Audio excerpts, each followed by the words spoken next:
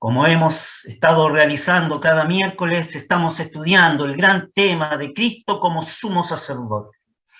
Ya hemos considerado el primer tema, que son las características del sumo sacerdocio, para poder entrar en esta noche, con la ayuda del Señor, en nuestro segundo gran tema de este estudio precioso de la Escritura. Hoy estudiaremos acerca de Cristo y Melquisedec. Ya hemos leído la primera porción de Hebreos, que está en capítulo 7, desde el texto 1 al texto 4. Podríamos recordarlo y volver a leerlo para poder tener presente en nuestra memoria lo que dice la Escritura. Hebreos capítulo 7, del texto 1 al texto 4. Dice así: porque este Melquisedec, rey de Salem, sacerdote del Dios Altísimo, el cual salió a recibir a Abraham, que volvía de la derrota de los reyes, y le bendijo, al cual asimismo dio a Abraham los diezmos de todo. Primeramente él se interpreta rey de justicia, y luego también rey de Salem, que es rey de paz, sin padre, sin madre, sin linaje, que ni tiene principio de días ni fin de vida, mas hecho semejante al Hijo de Dios, permanece sacerdote para siempre. Mirad pues cuán grande fue este, al cual aún Abraham, el patriarca, dio los diezmos de los despojos. Que el Señor bendiga su palabra. Tenemos dos grandes puntos que estudiar en esta noche con respecto a este tema. Primeramente diremos que el llamamiento de Dios, constituyendo a Jesucristo como sumo sacerdote, sumo pontífice, tiene un fundamento escritural en el Antiguo Testamento. Fíjese, apreciados hermanos, que el autor divino expresa en el texto a los hebreos que hemos considerado en esta noche la referencia detallada a Melquisedec. Pero no lo hace como una figura histórica, sino que la descripción que el Antiguo Testamento hace de su sacerdocio. La epístola a los hebreos abunda en la enseñanza sobre Melquisedec y lo hace sobre un gran anuncio que está en la Escritura. Y este primer anuncio está en el Salmo 110, el texto 4, el cual dice así: juró Jehová y no se arrepentirá, tú eres sacerdote para siempre según el orden de Melquisedec. La epístola a los hebreos expone en detalle lo que el Salmo que acabamos de leer manifiesta. Es decir, expone que Cristo es sacerdote eternamente según el orden de Melquisedec. La epístola a los hebreos ya ha hecho antes 3 menciones de este gran pasaje. Fíjese que lo hizo en el Hebreos 5, texto 6, en Hebreos 5, texto 10, y luego lo hace en el Hebreos 6, el texto 20. Pero ahora aquí, en el capítulo 7, trata plenamente el punto, donde la enseñanza básica consiste en explicar que hay un nuevo orden sacerdotal diferente al orden levítico. Y este es el punto central para el desarrollo de la doctrina, que se hace acerca del sumo sacerdocio de Cristo. Fíjese que este Melquisedec es una figura extraña. Aparece tan solo 3 veces en la Escritura. Y hay una aureola de gloria que rodea su nombre, principalmente porque prefigura aspectos esenciales que corresponden al sacerdocio de Cristo. Primeramente, aparece en Génesis capítulo 14, del texto 18 al 20. Podríamos leer Génesis capítulo 14 y recordar qué dicen los textos del 18 al 20. Dice así Génesis 14: entonces Melquisedec, rey de Salem, sacó pan y vino, el cual era sacerdote del Dios alto, y bendíjole, y dijo: bendito sea Abraham del Dios alto, poseedor de los cielos y de la tierra, y bendito sea Dios, Bendito sea el Dios alto, que entregó tus enemigos en tu mano y dióle a Abraham los diezmos de todo. Aquí en Génesis capítulo 14, del texto 18 al 20 que acabamos de leer, hay una descripción muy breve acerca de este personaje Melquisedec. Dice que se trata de un sacerdote que a la vez es rey y es un sacerdote del Dios Altísimo. Este Dios Altísimo en hebraico sería el Yon, el Yon, el Dios Altísimo. Perdón.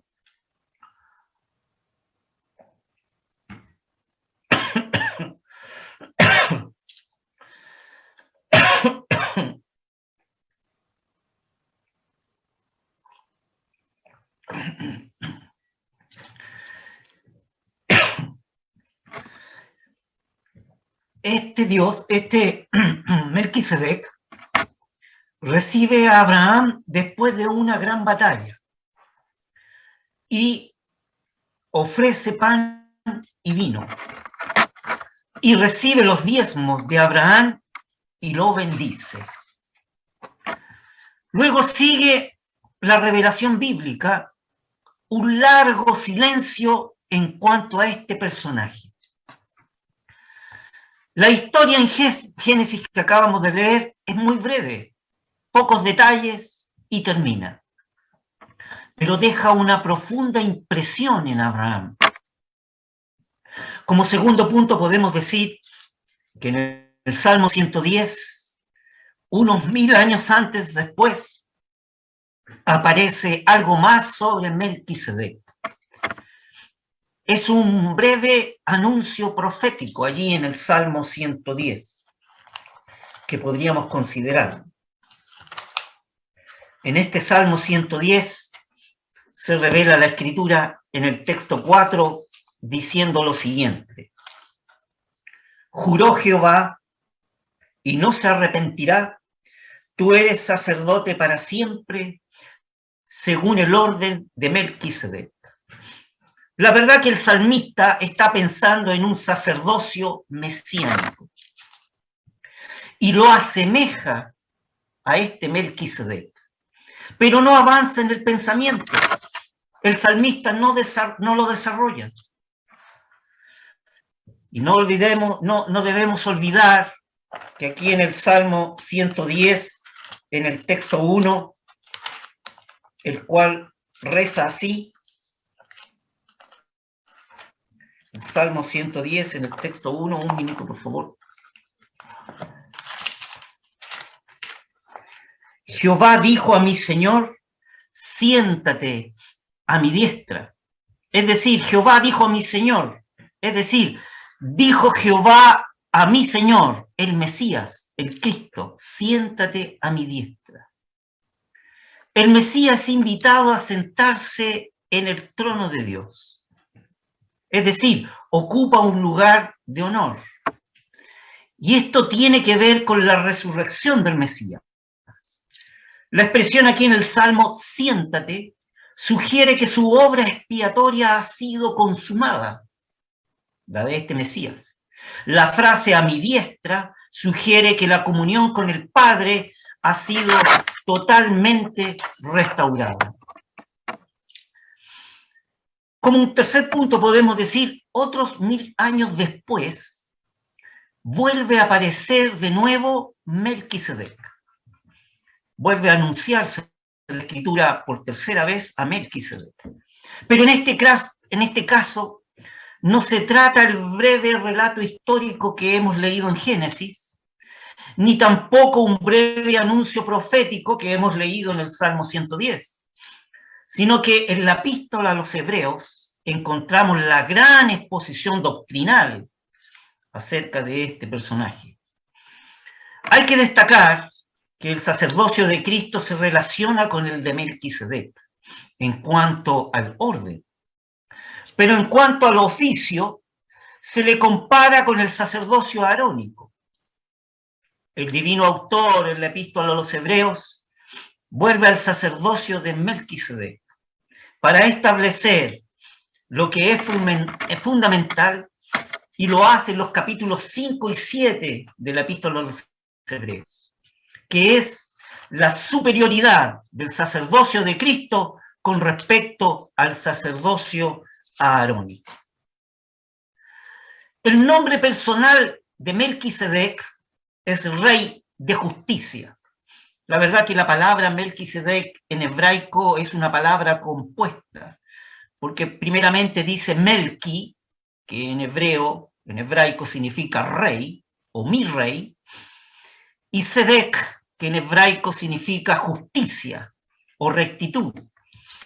Así que Melquisedec significa mi rey de justicia o rey de justicia o rey de rectitud. Y su título es rey de Salem. Y Salem en hebraico viene de Shalom, que significa paz. Así que también tiene ese título de rey de paz. En todo esto, Melquisedec es figura del sacerdocio de Cristo. Y esta analogía se repite constantemente. Para comprender al divino autor de los Hebreos, hay que recordar el lugar de supremo honor que Abraham ocupa en la mente judía y en el pueblo judío. Abraham, él es superior a cualquier otro. Abraham es el fundador de la nación hebrea. Él es el patriarca del pueblo de Dios. Sin embargo, el autor de la epístola explica que este Melquisedec es más grande que Abraham. Su argumento se basa en que a través de Abraham, a un Leví que recibe los diezmos, ha pagado los diezmos. Porque este Leví estaba en los lomos de su padre Abraham cuando éste se encontró con el personaje de Melquisedec. Ahora, dado que Cristo es sacerdote según el orden de Melquisedec, él es superior en orden de sacerdocio con relación a los sacerdotes que sirven en el templo. El escritor nos recuerda en Hebreos 7:3 que dice: sin padre, sin madre, sin linaje, que ni tiene principio de días ni fin de vida, mas hecho semejante al Hijo de Dios, permanece sacerdote para siempre. El autor de la Epístola a los Hebreos nos recuerda en este texto que en Génesis 14, que hemos leído del 18 al 20, no se hace mención de los antepasados ni de los descendientes de Melquisedec, ni tampoco de su nacimiento ni de su muerte.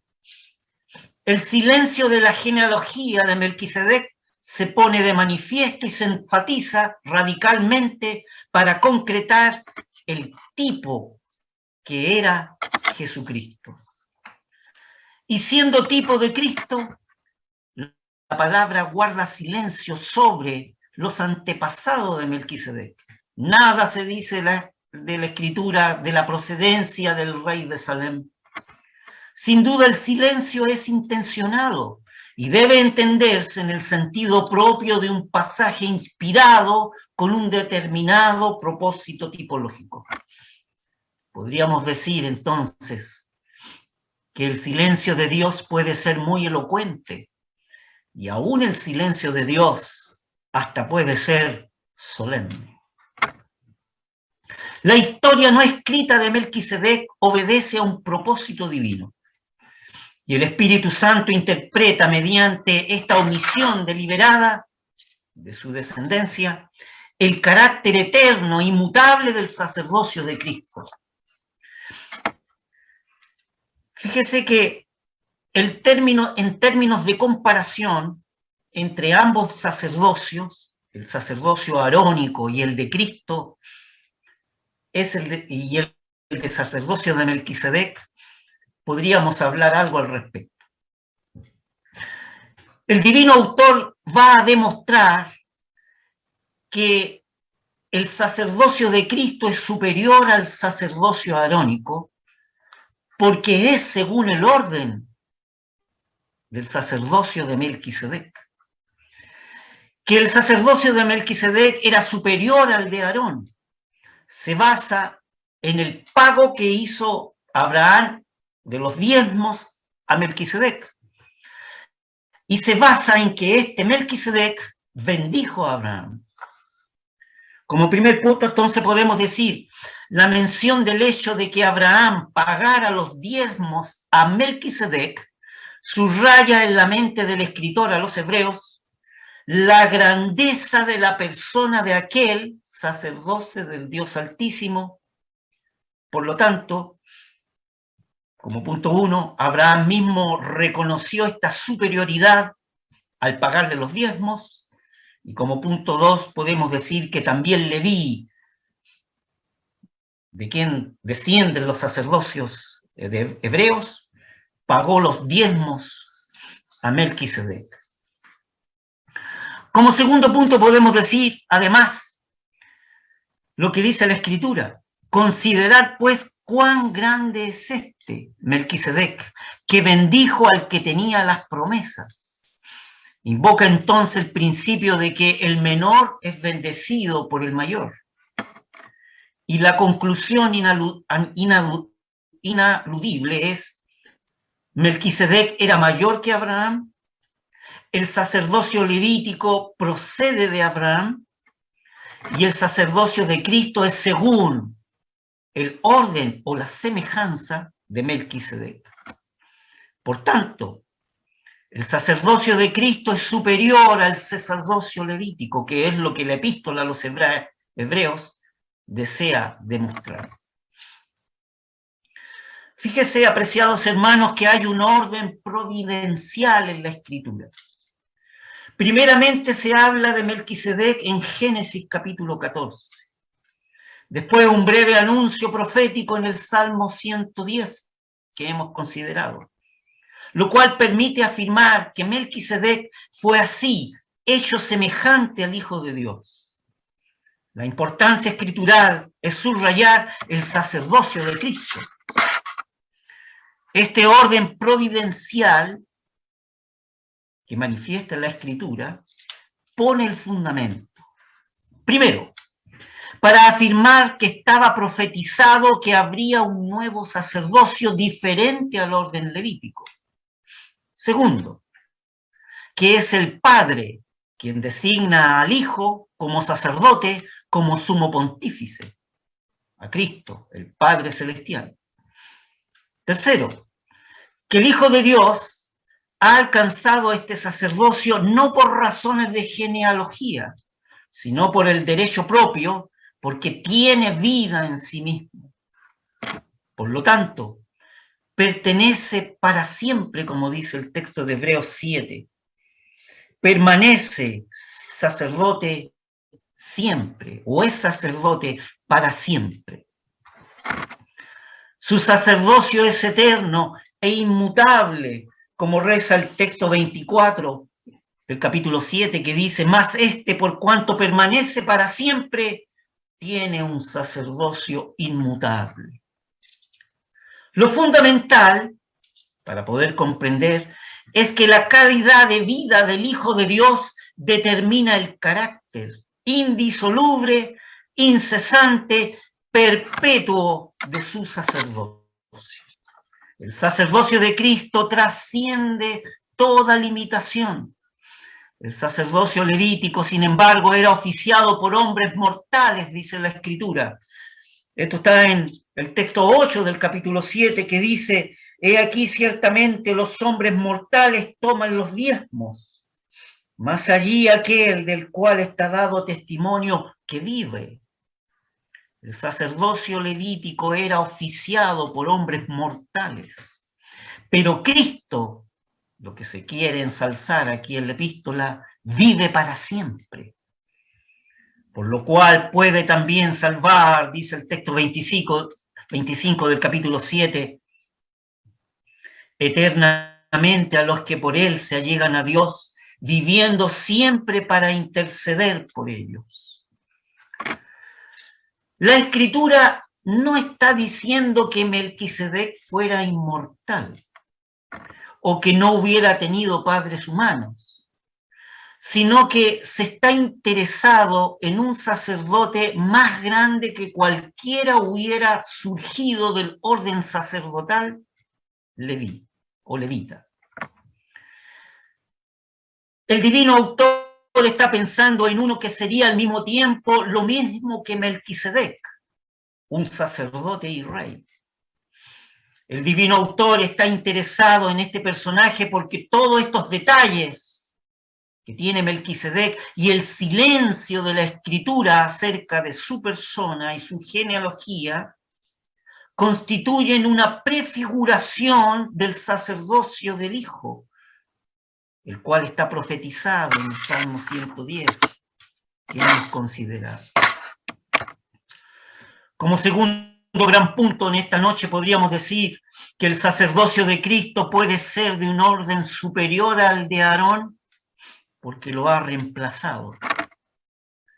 Fíjese que en el texto 11 del capítulo 7 dice así: si pues la perfección era por el sacerdocio levítico, y entre paréntesis dice, porque debajo de él recibió el pueblo la ley, cierre paréntesis, pregunta ahora el divino autor, ¿qué necesidad había aún de que se levantase otro sacerdote según el orden de Melquisedec y que no fuese llamado según el orden de Aarón? Es decir, ¿qué necesidad había aún de que se levantase otro sacerdote según el orden de Melquisedec y que no fuese llamado según el orden de Aarón? Vale decir, ¿para qué Melquisedec si ya tenemos a Aarón?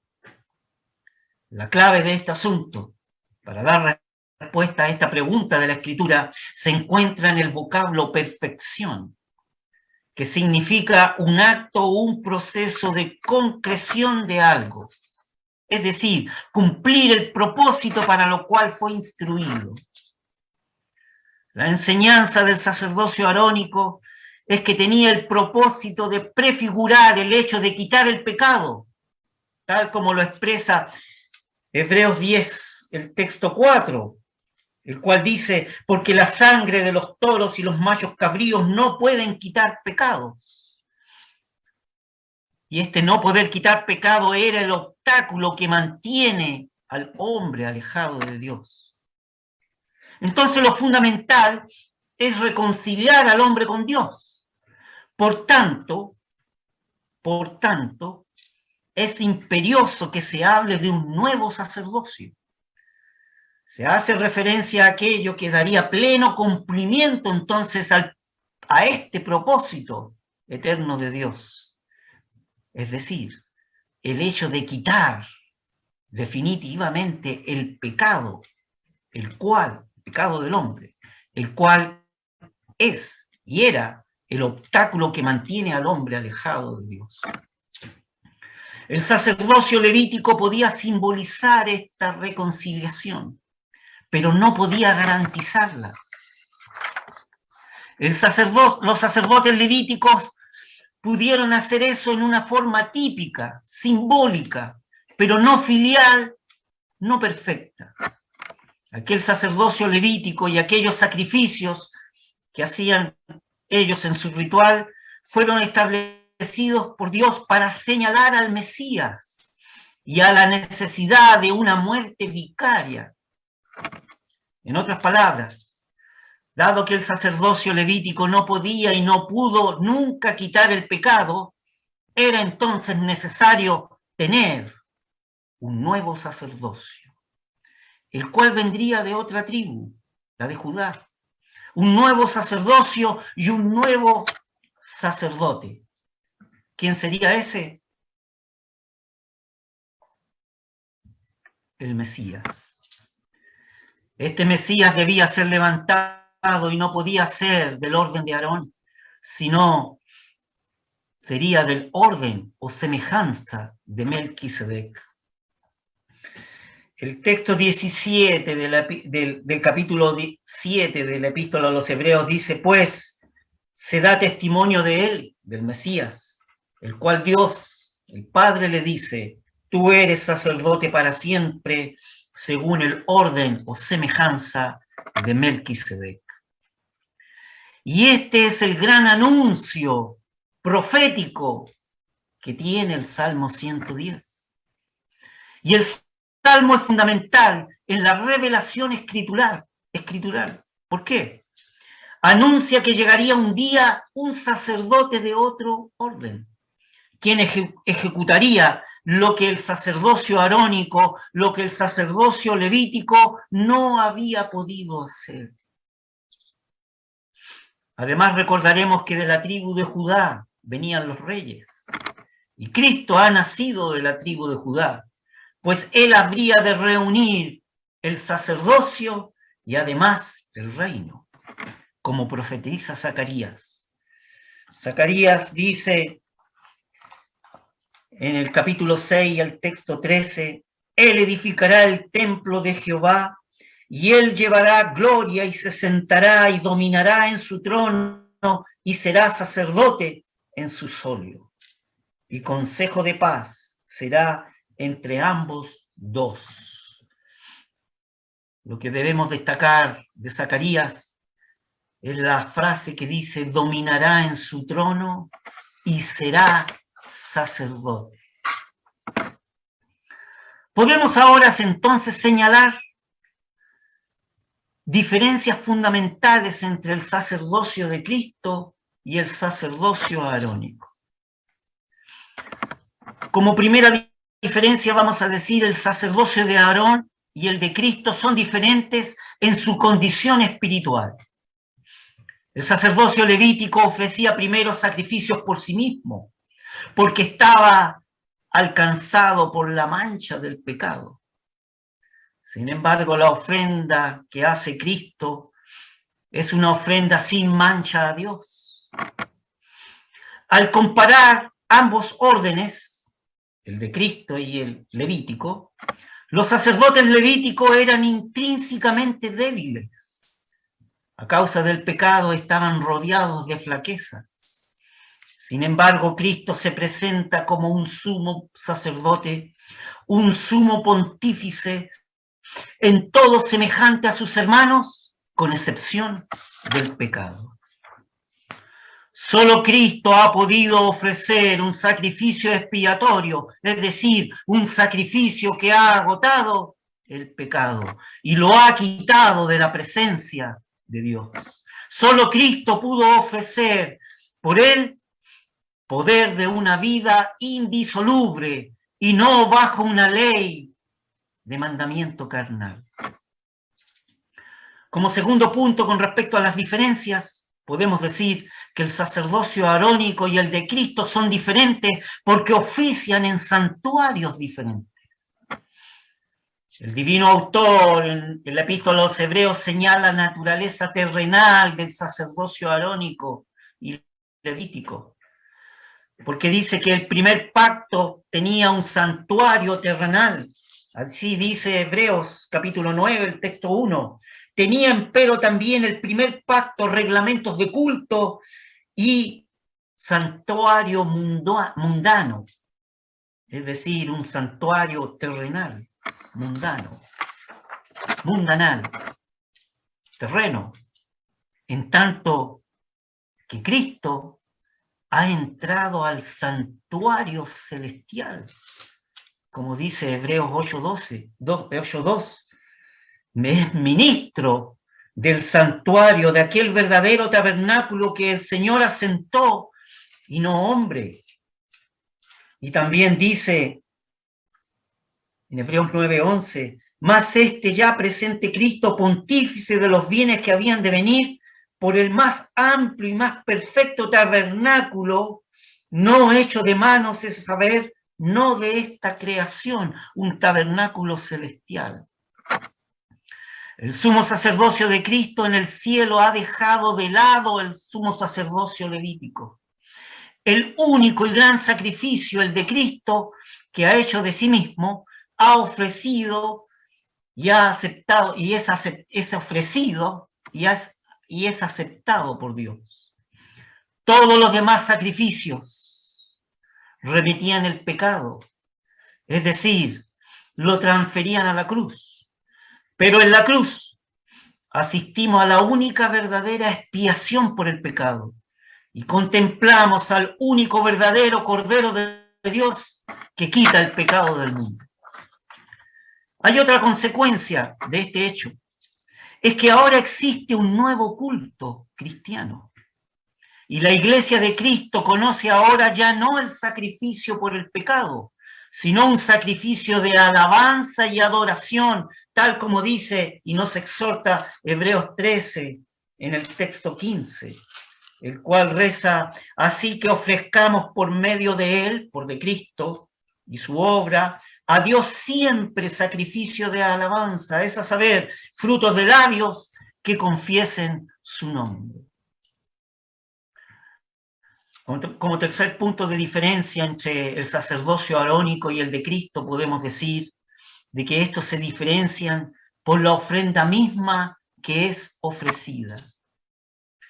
El sacerdocio arónico, el sacerdocio levítico, entraba en el santuario con sangre ajena, con sangre de animales.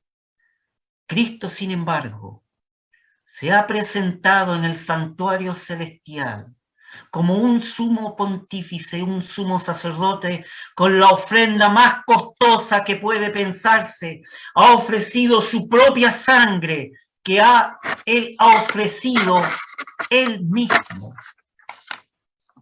Es la ofrenda del Hijo perfecto, que ha entrado en este santuario celestial con su propia sangre, tal como dice Hebreos 9:12, el cual dice: y no por sangre de machos cabríos ni de becerros, mas por su propia sangre entró una sola vez en el santuario, en ese santuario celestial, habiendo obtenido eterna redención.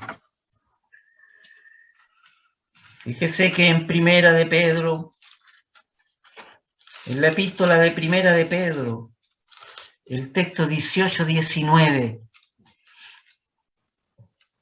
la expresión del apóstol con respecto a la sangre del Señor dice así: sabiendo que habéis sido rescatados de vuestra vana conversación o de vuestra vana manera de vivir, a eso se refiere la conversación, sabiendo que habéis sido rescatados de vuestra vana manera de vivir, la cual recibiste de vuestros padres, no con cosas corruptibles como oro o plata, sino que hemos sido rescatados con la sangre preciosa de Cristo, como de un cordero sin mancha y sin contaminación. Con la sangre preciosa de Cristo. Esa expresión preciosa sangre, o la sangre preciosa, significa una costosa sangre. El texto griego expresa que es una sangre altamente honrada. Fuimos rescatados de nuestra vana manera de vivir, no con cosas corruptibles como oro o plata, sino con la sangre costosa de Cristo, con la sangre preciosa altamente honrada de Él. Y el carácter de esta ofrenda que derrama la sangre hasta dar su vida determina su eficacia delante de Dios. Aarón y sus sucesores ofrecían sacrificios que debían repetir año tras año. Pero Cristo, habiendo ofrecido un solo sacrificio de eficacia eterna, una vez para siempre ha obtenido eterna redención, dice la Escritura. Con una sola ofrenda hizo perfecto para siempre a los santificados. El contraste entonces entre estos ambos sacerdocios está en que el sacrificio levítico solo tenía como efecto una purificación de la carne, que no quitaba la culpa del pecado de la conciencia de aquel que ofrecía ese sacrificio. Se requería entonces una continua renovación, una constante actitud de acercarse a Dios a través de sacrificios. Pero Cristo, mediante el sacrificio de sí mismo, ha logrado una vez para siempre la liberación del pecado para todo aquel que confía en Él. Oh amigo o amiga que tú estás escuchando en esta noche y nos acompañas en este estudio precioso, mediante el sacrificio de sí mismo que hizo Cristo en esa cruz del Calvario, ha logrado una vez para siempre la liberación del pecado del hombre, para todo aquel que ponga su fe, su confianza y su vista en su obra y crea en Él como su Salvador. Podemos decir también la diferencia de estos ambos sacerdocios, el de Arónico y el de Cristo, en que se diferencian porque el sacerdocio de Cristo es inmutable, es intransferible. Las funciones del sacerdocio levítico era transferida de hombre en hombre, era transferida de un hombre a otro, porque la muerte lo interrumpía. Sin embargo, Cristo tiene un sacerdocio inmutable. Su sacerdocio es incambiable y sin sucesión, porque Él es eterno. El sacerdocio arónico y el de Cristo se diferencian también en el origen de su compasión hacia los pecadores. El sacerdocio levítico tiene como origen en su propia debilidad humana. Sin embargo, Jesucristo tiene como fundamento la misericordia. Aun cuando está en el ambiente celestial, Él no olvida a los suyos y está presto a salvar a todo pecador que crea en Él. El sacerdocio arónico permanecía unos instantes en el lugar santísimo y luego debía salir prontamente hacia afuera. En cambio que Cristo ha penetrado velo adentro en el tabernáculo celestial y ha permanecido allí. Y está allí porque ha dejado la puerta abierta, ha dejado un camino para el creyente, ha dejado un camino que nadie puede cerrar. Hay un camino para aquellos que son de Cristo. Y ese camino nos permite entrar a la presencia de Dios. Hay un solo camino, el cual Él mismo, quien vertió su propia sangre y resucitó para nuestra justificación. Que el Señor bendiga su palabra, apreciados hermanos, y con la ayuda del Señor continuaremos estudiando este precioso tema